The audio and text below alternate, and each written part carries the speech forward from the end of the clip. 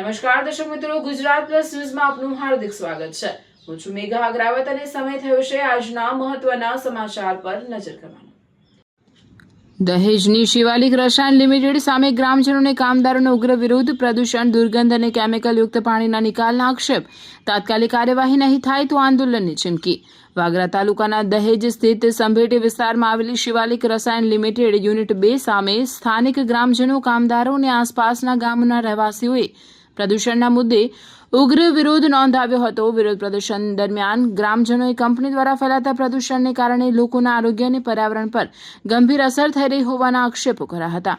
વિરોધ કરનારાઓના જણાવ્યા અનુસાર કંપનીમાંથી ખાસ કરીને રાત્રે 10 વાગ્યા બાદ તેમજ બપોરના સમયે અસહ્ય દુર્ગંધ ફેલાય છે। આ દુર્ગંધના કારણે રહેવાસીઓ, વૃદ્ધો અને નાના બાળકોને શ્વાસ લેવામાં ભારે તકલીફ પડતી હોવાનું તેઓએ જણાવ્યું હતું।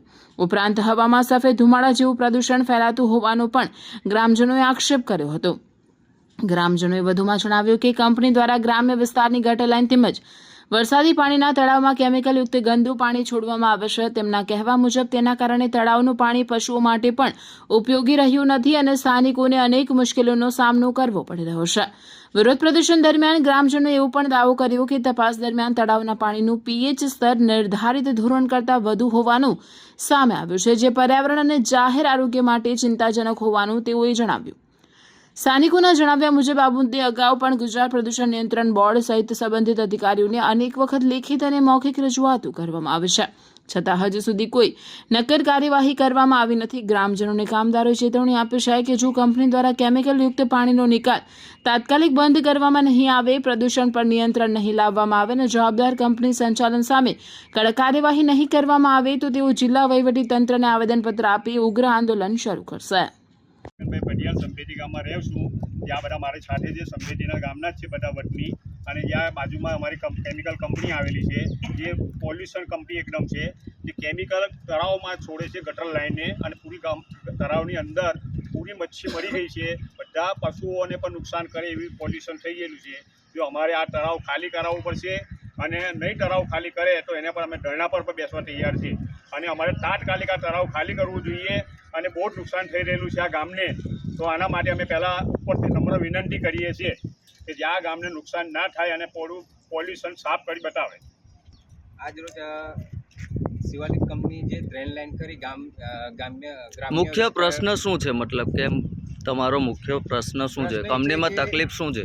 રાત્રિના સમયે 10 વાગ્યા પછી આ લોકો બ્રોમિનની એટલી વાસ આવે છે કે શ્વાસ લેવામાં તકલીફ પડે છે, નાના બાળકોને પણ તકલીફ પડે છે। અમુક ટાઈમે બપોરે પણ સ્મેલ આવે છે, બહુ સ્મેલ આવે છે, એટલે શ્વાસ લેવામાં એટલી તકલીફ પડે છે। બીજું કે પોલ્યુશન વધારે છે, ખૂબ જ પોલ્યુશન, વ્હાઇટ ધુમારાના જેમ ગામમાં પ્રદૂષણ ફેલાવે છે। આ લોકોને ઘણીવાર જણાવવા છતાં પણ હજુ કોઈ કારણ આવ્યું, કોઈ એક્શન નથી લીધી કોઈ અધિકારીને। અમે કેટલી વાર આ લોકો જીપીસીબીને પણ જાણ કરેલી છે, છતાંય આ લોકો કંઈ પેટનું પાણી નથી હલતું। આજના દિવસે પણ આ જે ગટર લાઈન છે, જે ગ્રામ્ય વિસ્તારની જે તળાવમાં પાણી જાય છે, વરસાદી પાણી, એ પાણી એટલું પ્રદૂષિત છે। એ પાણી અમે તળાવમાં જે છે એમાં ધૂળને પીવાલાયક પાણી છે।